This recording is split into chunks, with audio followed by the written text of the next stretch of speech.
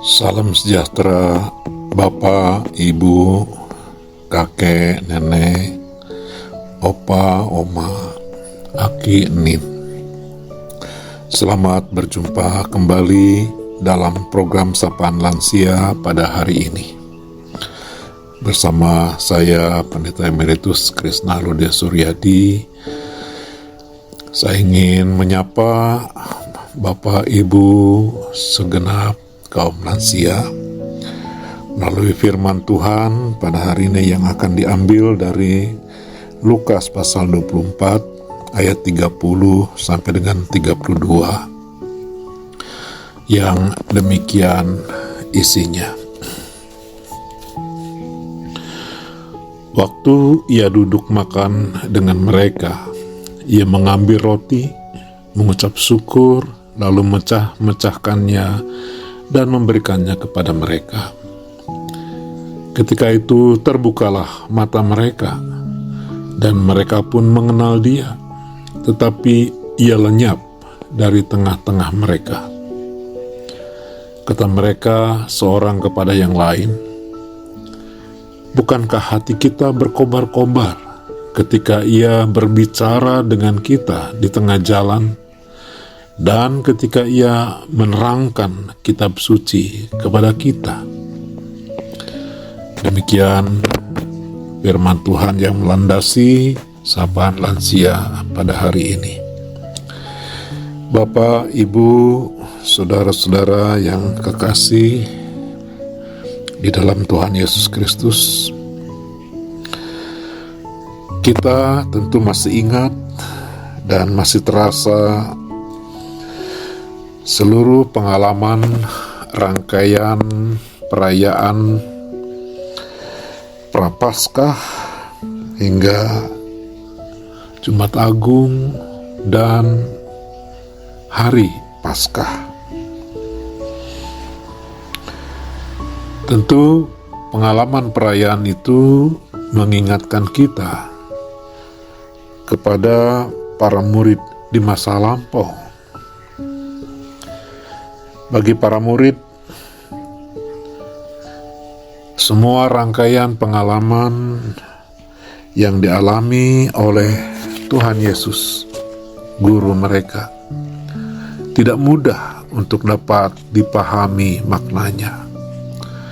Penderitaan yang dialami Tuhan Yesus, kematian, bahkan hilangnya jasad atau tubuh Yesus Kristus yang ada di dalam kubur, menjadi serangkaian peristiwa yang penuh misteri. Sekalipun para murid telah mendengar sendiri pernyataan Tuhan Yesus bahwa Yesus sebagai anak manusia harus mengalami penderitaan, penolakan, bahkan kematiannya. Bahkan juga sudah disampaikan bahwa pada hari yang ketiga akan bangkit kembali. Namun penderitaan, penyaliban, kematian, dan lenyapnya tubuh Kristus dari dalam kubur itu menyisakan tanda tanya yang besar bagi para murid-muridnya. Mengapa semua ini harus terjadi? Apa makna dari semua peristiwa kehidupan ini? Bapak, Ibu, dan Saudara yang kekasih, beragam tanda tanya memenuhi pikiran dan hati para murid. Tetapi tidak ada jawaban yang tersedia. Semangat, kebenaran, dan harapan yang dibangun bersama dengan Yesus selama lebih kurang 3 tahun seakan telah sirna seiring dengan kematian penguburan dan hilangnya jasad terbujur di kubur itu. Begitulah para murid telah melewati masa-masa yang sulit. Mereka kembali kepada kegiatan dan kehidupan sebagaimana mereka awalnya memulai dan menjalani kehidupan. Tidak ada lagi harapan, tidak ada lagi semangat untuk masa depan sebagaimana yang telah diberitakan dan dibangun bersama dengan Kristus Yesus. Bapak, Ibu, saudara-saudara yang terkasih, begitulah kita seperti murid-murid Yesus di masa lampau. Kita yang telah menjalani kehidupan berpuluh tahun di tengah dunia ini, kita tidak selalu dapat memahami setiap peristiwa dan kenyataan kehidupan yang terjadi dalam relasi dengan Tuhan, dalam relasi dengan orang-orang di sekitar, bahkan lingkungan kita. Bahkan kita tidak selalu dapat memahami apa yang terjadi pada diri dan keadaan diri kita sendiri. Kita mungkin bertanya, mengapa semua peristiwa-peristiwa kepahitan, penderitaan, kesusahan masih terus mengiringi perjalanan kehidupan kita. Bahkan tentu secara lahiriah kita merasa dengan semakin lanjut usia kita semakin merasakan berbagai keterbatasan. Tapi mengapa semua ini harus terjadi dan dialami? Bapak, Ibu, saudara-saudara, kakek, nenek, oma, opa, firman Tuhan hari ini mengingatkan sekaligus mengajak kita semua untuk menyadari dan memahami bahwa sesungguhnya di dalam perjalanan kehidupan kita, kehidupan yang tidak lepas dari berbagai keterbatasan dan penderitaan, sesungguhnya Tuhan tetap peduli, bahkan hadir di tengah-tengah perjalanan kehidupan kita. Memang kerap kita tidak menyadari kehadirannya, apalagi kita tidak mengalami perjumpaan secara fisik dengan Tuhan Yesus. Kita mungkin merasa bahwa Tuhan tidak lagi ada bersama dengan kita. Mungkin kita merasa bahwa Tuhan tidak lagi mendengar seru dan doa kita. Bapak, Ibu, saudara yang kekasih di dalam Tuhan, para murid ketika mereka berjalan menuju Emmaus, mereka tidak menyadari sedang berbicara dengan siapa. Mereka hanya berkeluh kesah. Mereka hanya bercerita tentang kenyataan yang memprihatinkan dan menyedihkan yang dialami oleh Yesus. Tetapi ketika mereka mendengar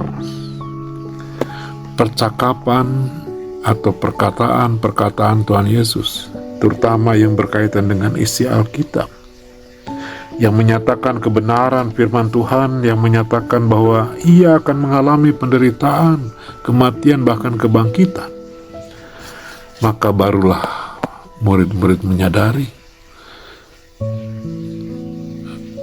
Terlebih ketika Yesus berkenan hadir di tengah-tengah rumah, kemudian makan bersama dengan mereka. Mereka sungguh disadarkan bahwa itulah Tuhan, itulah Yesus Kristus, Dia yang menjadi harapan di dalam kehidupannya. Tetapi Bapak, Ibu, dan Saudara, ketika mereka sadar bahwa itulah Yesus yang hadir, yang berbicara dan menyapa mereka, ketika itu juga Yesus lenyap dari pandangan mereka. Tetapi kesadaran itulah, kesadaran bahwa Yesus Kristus telah hadir, bahkan kehadirannya menimbulkan rasa berdebar-debar dalam hati mereka.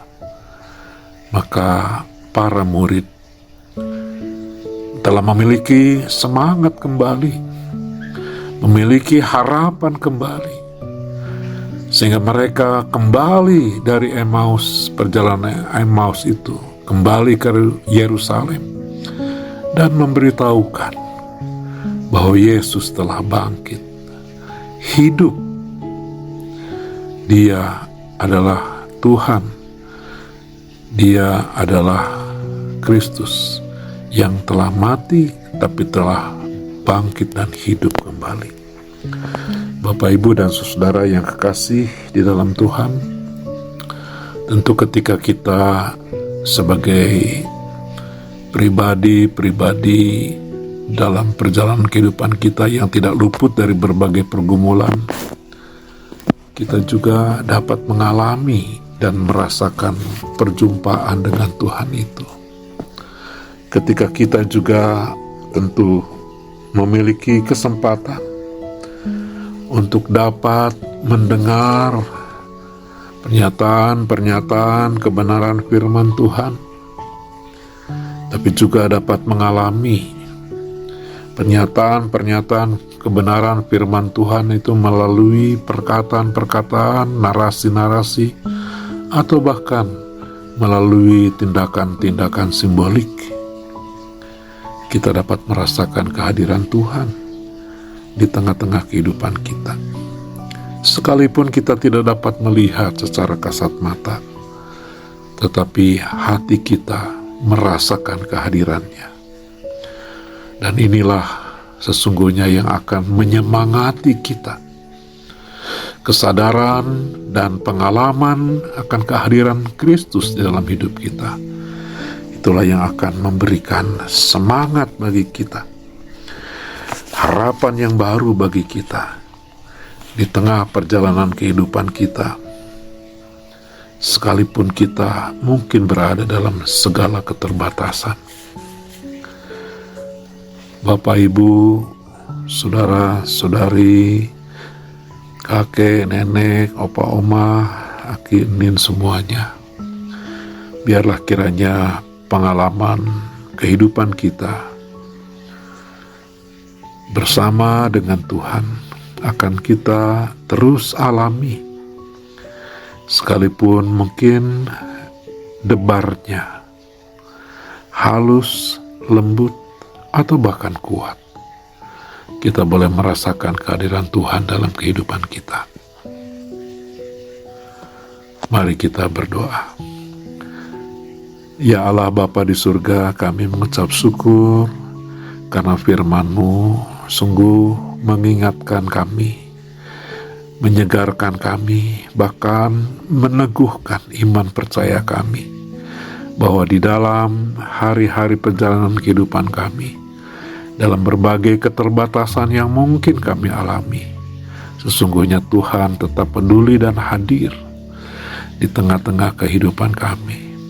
Sekalipun Tuhan tidak hadir secara kasat mata, secara lahiriah, namun kami percaya kami dapat merasakan kehadiran Tuhan di tengah-tengah kehidupan kami. Terima kasih ya Allah, terima kasih ya Kristus, terima kasih ya Roh Kudus. Amin.